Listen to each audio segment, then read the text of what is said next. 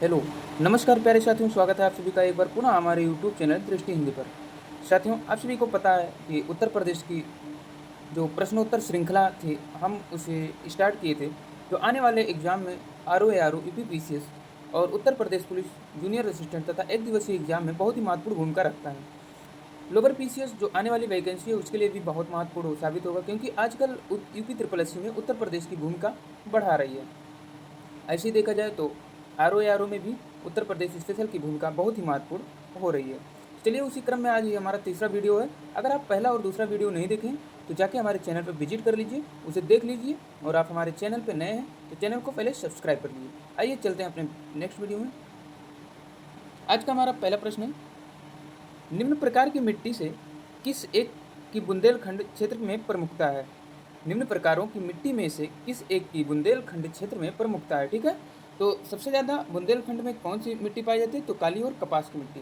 बुंदेलखंड क्षेत्र का एरिया हम आपको बताए थे, इधर नीचे मिर्ज़ापुर के साइड वाला पूरा एरिया पड़ता है, लगभग झांसी वासी इसी में आ जाता है। तो आप इसे देख लीजिएगा, ठीक है। तो वहाँ पर कौन सी मिट्टी पाई जाती है? तो काली कपास की मिट्टी वहाँ पाई जाती है। काली मिट्टी को और किस नाम से जानते हैं? तो कपास तो यहाँ लिखा है, कपासी मिट्टी भी कहते हैं, रेगुर मृदा भी इसे कहते हैं, ठीक है। आइए इसका हल देखते हैं। बुंदेलखंड क्षेत्रफल में मुख्यतः दो प्रकार की मिट्टी पाई जाती है। काली मिट्टी, काली मिट्टी में दो प्रमुख वर्ग की मिट्टी पाई जाती है, जो कावर और मार, ठीक है। कावर और मार प्रकार की इस तरह की मिट्टी में जल धारण क्षमता बहुत अधिक होती है और उत्पादन क्षमता भी अत्यधिक होती है। प्रश्न आएगा कि किस मिट्टी में जल धारण की क्षमता सर्वाधिक होती है या स्वतः जुताई वाली मिट्टी किसे कहते हैं? तो ये काली मृदा को ही कहते हैं, ठीक है। और इसमें उत्पादन क्षमता भी बहुत अधिक होती है, ठीक। दूसरी है लाल मिट्टी। लाल मिट्टी के बारे में हम जानते हैं। लाल मिट्टी, इस मिट्टी को राकर और यरुआ दो समूह में विभक्त किया जाता है। यरुआ, ठीक है। इस मिट्टी में जल धारण क्षमता एवं उत्पादन क्षमता बहुत कम होती है। तो लाल मिट्टी में क्या होती है? जल धारण क्षमता और उत्पादन क्षमता दोनों बहुत कम होती है, ठीक है। इस मिट्टी की बृहद संरचना के कारण इसमें भू कटाव बहुत अधिक होता है। तो ये बृहद संरचना इसकी होती है, इसलिए इसमें भू कटाव भी सर्वाधिक होता है। किसमें? लाल मिट्टी में, ठीक है। काली मिट्टी के बारे में क्या जाने? ये स्वतः जुताई वाली मिट्टी कही जाती है, इसे रेगुर मृदा भी कहते हैं, ठीक है। या मतलब जल धारण की क्षमता इसमें सर्वाधिक होती है तथा उत्पादन की क्षमता भी सर्वाधिक होती है, ठीक। दूसरा प्रश्न हम देखते हैं, उत्तर प्रदेश के भाबर क्षेत्र में निम्नलिखित में से किस प्रकार की मृदा पाई जाती है? तो उत्तर प्रदेश का भाबर क्षेत्र में किस प्रकार की मृदा पाई जाती है? तो कंकरेली व पथरीली मृदा पाई जाती है। अब उत्तर प्रदेश के बारे में जानेंगे कि आप भाबर क्षेत्र कहाँ पाई जाती है, ठीक है। तो भाबर क्षेत्र जो एरिया पड़ेगा आपका, ये है यूपी स्पेशल, ठीक है। भाबर, तराई और बांगर, खादर, ये सारे क्षेत्र आते हैं, ठीक है। तो इन क्षेत्रों में जहाँ पर पाई जाती है पथरीली और कंकरीली मिट्टी, कहाँ पाई जाती है? जहाँ नदियाँ बहाकर चली जाती हैं, वहाँ पर कंकरीली पथरीली मिट्टियाँ पाई जाती हैं, ठीक है। आइए हम नेक्स्ट प्रश्न की तरफ बढ़ते हैं। हमारा अगला प्रश्न है, उत्तर प्रदेश में लाल मिट्टी मुख्यतः पाई जाती है। उत्तर प्रदेश में लाल मिट्टी मुख्यतः पाई जाती है, तो कहाँ पर पाई जाती है? तो मिर्ज़ापुर, झांसी में लाल मिट्टी लगभग पाई जाती है।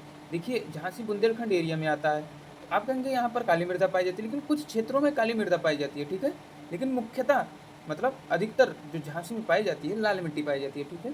लाल मृदा दक्षिणी प्रयागराज, झांसी, मिर्ज़ापुर, सोनभद्र, चंदौली तथा इन जिलों में पाई जाती है, ठीक है। इस मृदा का निर्माण बालुकामय लाल बिंद चट्टानों के टूटने फूटने से हुआ है। इस मृदा में नाइट्रोजन, फास्फोरस, चूर्णन तथा जैव तत्वों की कमी एवं लौह अंश की अधिकता पाई जाती है। लाल मृदा के बारे में दे दिया, सही कथन का चुनाव कीजिए, ठीक है। पहला दे दिया, इस मृदा में नाइट्रोजन, फास्फोरस, चूना तथा जैव तत्वों की कमी पाई जाती है। दूसरा दे दिया, लौह अंश की अधिकता पाई जाती है। तो इसमें कौन सा ऑप्शन सही होगा? ए और बी दोनों सही होगा, ठीक है।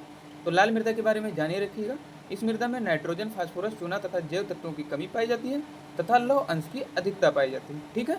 आइए नेक्स्ट की प्रश्न की तरफ बढ़ते हैं। हमारा चौथा प्रश्न है, लवण प्रभावित मृदाएं मुख्यतः उत्तर प्रदेश के किन मंडलों में पाई जाती हैं? ठीक है, लवणता वाली मृदा सर्वाधिक किस मंडलों में पाई जाती हैं? ये तो किस क्षेत्रों में पाई जाती हैं इसे देखते हैं। बस्ती एवं गोरखपुर क्षेत्रों में ये पाई जाती हैं, ठीक है। अब आइए हम आपको बताते हैं इसके सॉल्यूशन में आपको कृषि को प्रभावित करने वाले कारकों यथा मृदा प्रकार, वर्षा, तापमान, जल एवं मानव संसाधन आदि के आधार पर उत्तर प्रदेश को 9 कृषि जलवायु क्षेत्रों में बांटा गया, ठीक है। प्रश्न आता है, उत्तर प्रदेश को कितने कृषि जलवायु क्षेत्रों में विभाजित किया गया है? तो 9 कृषि जलवायु प्रदेशों में विभाजित किया गया, ठीक है। पहला है भाबर एवं तराई क्षेत्र, दूसरा है पश्चिमी मैदान, तीसरा है मध्य पश्चिमी मैदान, चौथा है दक्षिणी पश्चिमी समशुष्क मैदान, पांचवा है मध्य मैदान, छठा है बुंदेलखंड क्षेत्र, सातवां है उत्तर पूर्वी मैदान, आठवां है पूर्वी मैदान, नौवां है बिंद क्षेत्र, ठीक है। तो उत्तर प्रदेश में कुल कितने जलवायु क्षेत्रों में बांटा गया? तो 9 जलवायु क्षेत्रों में बांटा गया। बहुत कन्फ्यूजन पॉइंट होता है, कहीं कहीं 8 लिखा रहता है, तो 8 मत मारिएगा। हमारा नेक्स्ट प्रश्न है, मृदा जिसमें मुख्य रूप से पोटाश की कमी है उत्तर प्रदेश के किस जिले में पाई जाती है? ठीक है, तो उत्तर प्रदेश के ये जौनपुर जिले में पाई जाती है। आइए इसका हम सॉल्यूशन देखते हैं। मृदा पृथ्वी की ऊपरी सतह पर पाई जाने वाली असंगठित पदार्थों की ऊपरी परत है जो चट्टानों के विखंडन अथवा वनस्पतियों के अवसादों के मिश्रण से बनती है। उत्तर प्रदेश के जौनपुर, आजमगढ़ तथा मऊ जनपद की मिट्टियों में मुख्यतः पोटाश की कमी पाई जाती है। ठीक है, तो कहाँ कहाँ के? जौनपुर हो गया, आजमगढ़ तथा मऊ जनपद की मिट्टियों में पोटाश की कमी पाई जाती है। हमारा चौथा चैप्टर स्टार्ट हो गया है, प्राकृतिक वनस्पतियाँ, वन एवं वन्य जीव अभ्यारण्य। ठीक है, पहला प्रश्न है, उत्तर प्रदेश निम्नलिखित में से कौन सा वन्य जीव अभ्यारण्य 1975 में स्थापित किया गया था? ठीक, ये क्वेश्चन बहुत बार आ चुका है। तो कतरनिया घाट, ठीक है, ये 1975 में स्थापित किया गया है। ठीक है, कतरनिया घाट 1975 में, किशनपुर वन्यजीव अभ्यारण्य 1972 में, चंबल वन्यजीव अभ्यारण्य 1979 में। ठीक है, उत्तर प्रदेश में रायपुर नामक कोई भी वन्यजीव अभ्यारण्य स्थापित नहीं किया गया है। रानीपुर वन्यजीव अभ्यारण्य की स्थापना वर्ष 1977 में हुई है। आप सब बताएंगे रानीपुर वन्यजीव अभ्यारण्य कहाँ पड़ता है? तो रानीपुर वन्यजीव अभ्यारण्य चित्रकूट में पड़ता है, और अभी हाल ही में इसे हमारे उत्तर प्रदेश का चौथा टाइगर रिजर्व भी घोषित किया गया है। ठीक है, नोट, 31 मई 1976 को उत्तर प्रदेश सरकार द्वारा कतरनिया घाट आरक्षित वन क्षेत्र को वन्यजीव विहार घोषित किया गया है। ठीक है, हमारा नेक्स्ट प्रश्न देखते हैं,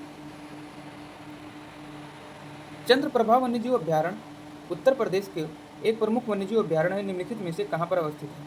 तो चंद्रप्रभा आप जानते हैं फेमस चंदौली में है। ठीक है, आप बताइए पीलीभीत में कौन सा है, और उन्नाव में कौन सा है, और जनपद महाराजगंज में कौन सा है? ठीक है, तो चंद्रप्रभा वन्यजीव विहार अभ्यारण्य उत्तर प्रदेश के चंदौली जिले में अवस्थित है।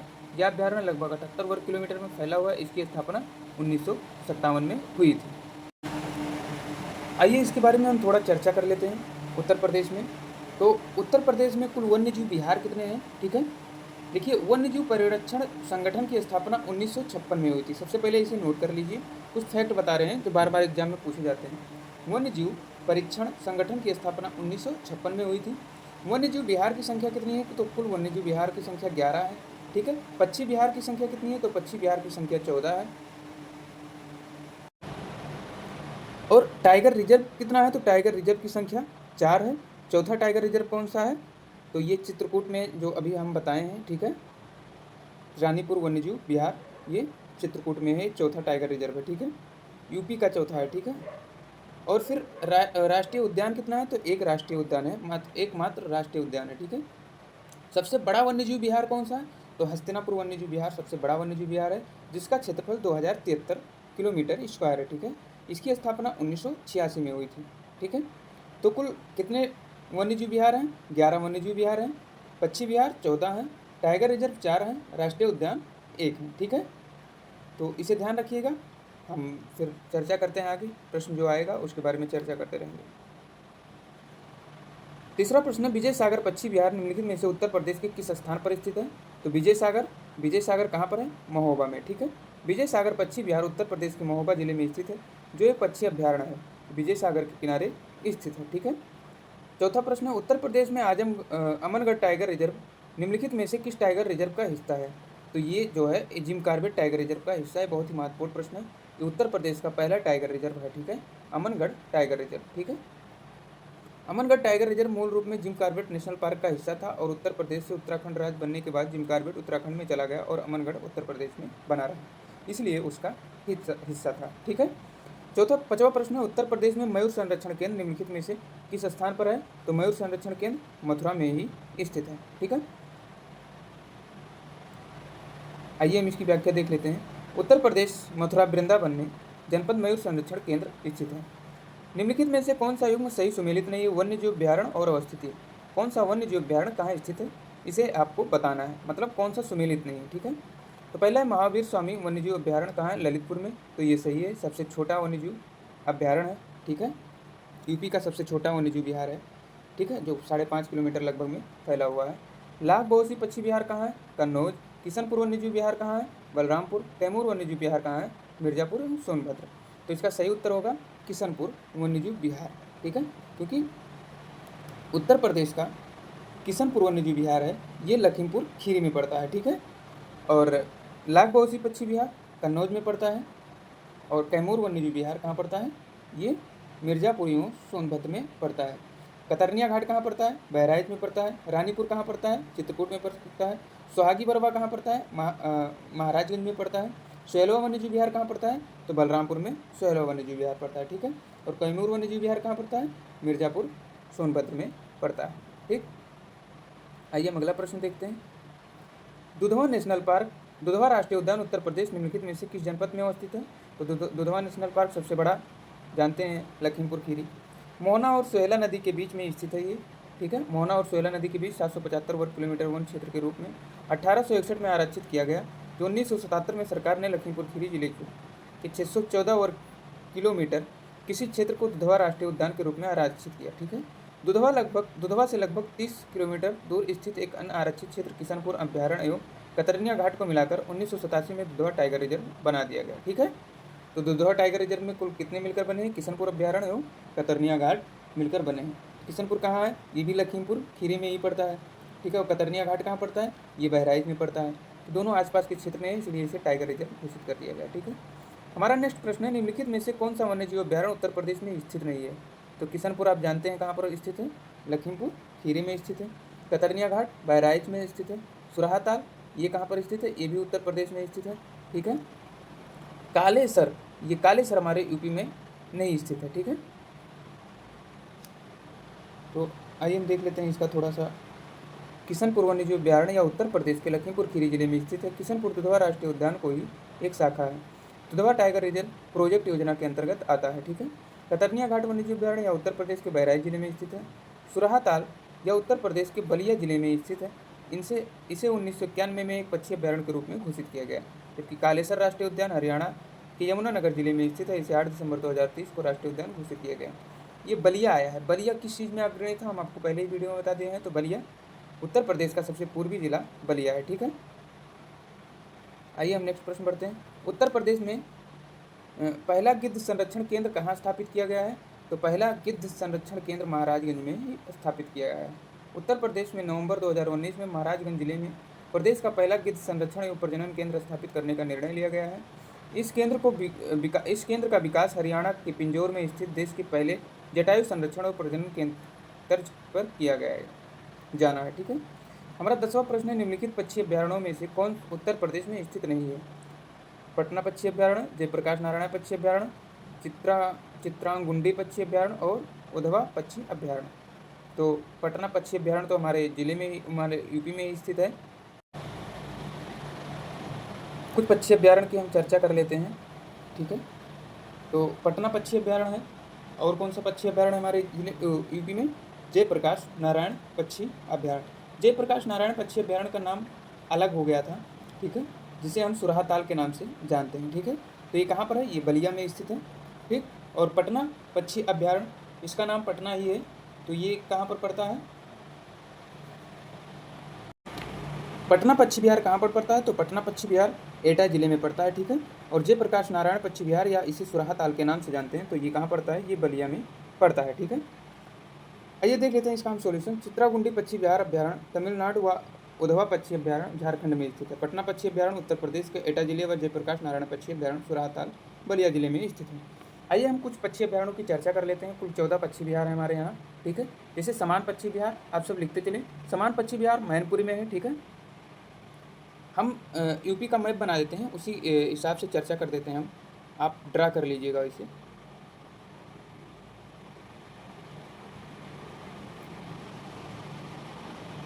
ठीक है, ये यहाँ पर पड़ता है, ठीक है। यहाँ पर पड़ता है क्या? मैनपुरी। यहाँ पर समान पक्षी विहार है, ठीक है। दूसरा यहाँ पर पड़ता है हरदोई। हरदोई में पड़ता है संडीला पक्षी विहार या सांडी पक्षी विहार कहते हैं, ठीक है। इधर पड़ता है कन्नौज। कन्नौज में पड़ता है लाख बहुसी पक्षी विहार, यह प्रदेश का सबसे बड़ा पक्षी विहार है, ठीक है। यहाँ पर पड़ता है उन्नाव। यहाँ पर उन्नाव पड़ता है। उन्नाव में है नवाबगंज पक्षी विहार, जिसे शहीद चंद्रशेखर आज़ाद पक्षी विहार भी कहते हैं, ठीक है। यहाँ पर संत कबीर नगर पड़ता है। संत कबीर नगर में बखीरा पक्षी विहार पड़ता है, ठीक है। और यूपी का पहला पक्षी विहार नवाबगंज पक्षी विहार ही है, ठीक है। इसे नोट कर लीजिएगा। तो नवाबगंज पक्षी विहार कहाँ पड़ता है? उन्नाव में, ठीक। फिर यहाँ पर बलिया है, तो बलिया पे सुराहाताल आपको बताएं, जयप्रकाश नारायण पक्षी विहार, ठीक है। फिर यहाँ पर पड़ेगा प्रतापगढ़। प्रतापगढ़ में पड़ता है डॉक्टर भीमराव अम्बेडकर पक्षी विहार। और फिर रायबरेली यहाँ पर पड़ेगा, रायबरेली में समस्तपुर पश्चिम बिहार पड़ता है। फिर यहाँ पर महोबा पड़ेगा, महोबा में विजय सागर पश्चिम बिहार पड़ता है। आगरा में चले आइए तो आगरा में एक पश्चिम बिहार है, सूर सरोवर पश्चिम बिहार। फिर गौतम बुद्ध नगर यहाँ पर पड़ेगा, यहाँ पर पड़ता है ओखला पश्चिम बिहार, ठीक है। फिर यहाँ अलीगढ़ पड़ेगा, अलीगढ़ में एक है शेखा पश्चिम बिहार। तो प्रदेश का सबसे छोटा पश्चिम बिहार इसी को कहते हैं, जो 1 किलोमीटर में लगभग फैला है। शेखा पश्चिम बिहार एक चीज़ में और शामिल है, आप इसे कमेंट करके ज़रूर बताएं कि किसमें ये शामिल है, ठीक है। तो कुल 11 पश्चिम बिहार हम आपको बता दिए हैं, आप इसे नोट डाउन कर लीजिएगा। चलिए हम बढ़ते हैं नेक्स्ट प्रश्न की तरफ अपने।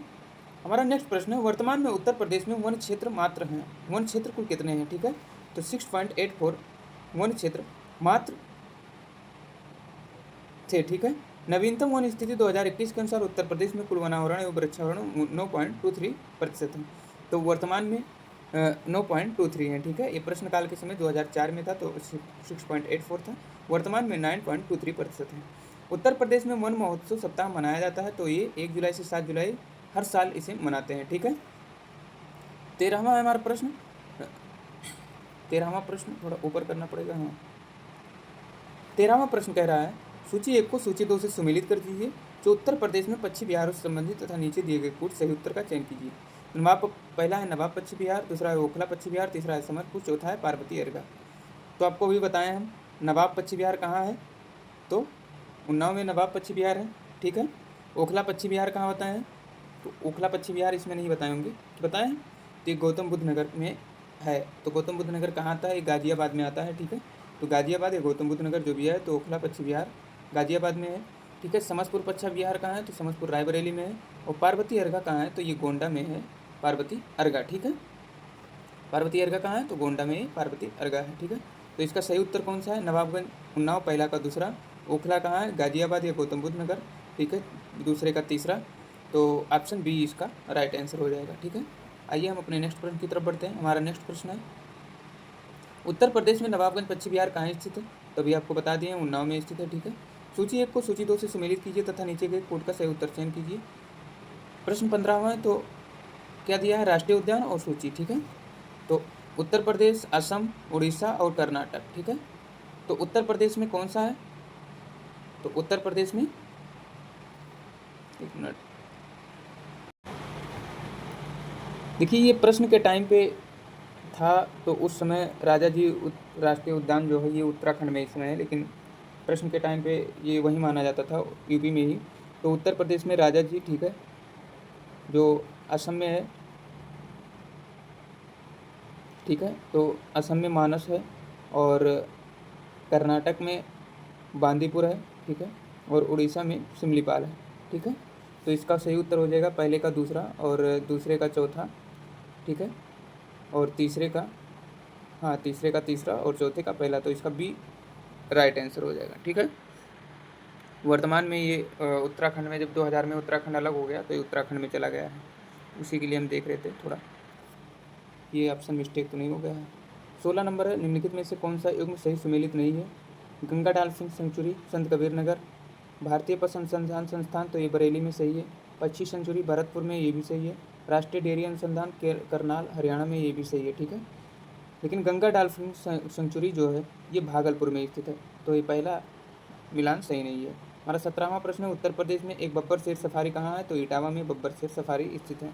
अब बताइए बलरामपुर में कौन सा वन्यजीव विहार है, अभ्यारण्य है, और महाराजगंज में कौन सा है, ठीक है। हमारा 18 नंबर प्रश्न है, निम्नलिखित जनपदों में कौन सर्वाधिक वनाच्छादित है, तो सर्वाधिक वनाच्छादित सोनभद्र है, ठीक है। चित्रकूट में क्या बताए थे, चित्रकूट में चौथा टाइगर रिजर्व बताए थे, ठीक है। पीलीभीत में क्या बताए थे, लखीमपुर में क्या बताए थे, आप इसे कमेंट बॉक्स में ज़रूर बताएं, ठीक है। उत्तर प्रदेश में सर्वाधिक 1% वाले 4 जिले क्रमशः हैं, सोनभद्र, चंदौली, पीलीभीत व मिर्जापुर, ठीक है। सुराहताल पश्चिम बिहार कहाँ स्थित है, तो सुराहताल पश्चिम बिहार कहाँ स्थित है, तो ये बलिया में स्थित है। आपको भी बताएं इसका नया नाम क्या है, आप इसे जरूर कमेंट बॉक्स में करके बताएं कि इसका नया नाम क्या है।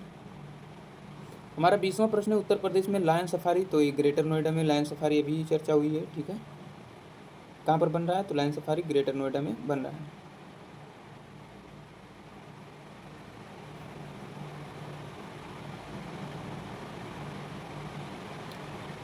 सॉरी, ग्रेटर नोएडा नहीं होगा, इसका सही उत्तर होगा इटावा में, ठीक है, इटावा में। हमारा नेक्स्ट प्रश्न है,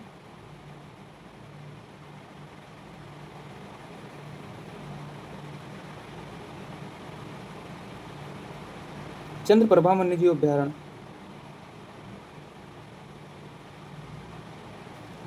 चंद्रप्रभा वन्यजीव अभ्यारण्य उत्तर प्रदेश के किस जिले में स्थित है? तो चंद्रप्रभा कहाँ है स्थित है? चंदौली में स्थित है। चंद्रप्रभा मृगवन भारत किस राज्य में स्थित है? चंद्रप्रभा मृगवन, तो ये उत्तर प्रदेश में स्थित है। वही निम्न वन्यजीव अभ्यारण्यों में से कौन सा उत्तर प्रदेश में स्थित है? तो चंद्रप्रभा वन्यजीव अभ्यारण्य। ये सब रिपीटेड बार बार प्रश्न है जो बार बार आ रहे हैं।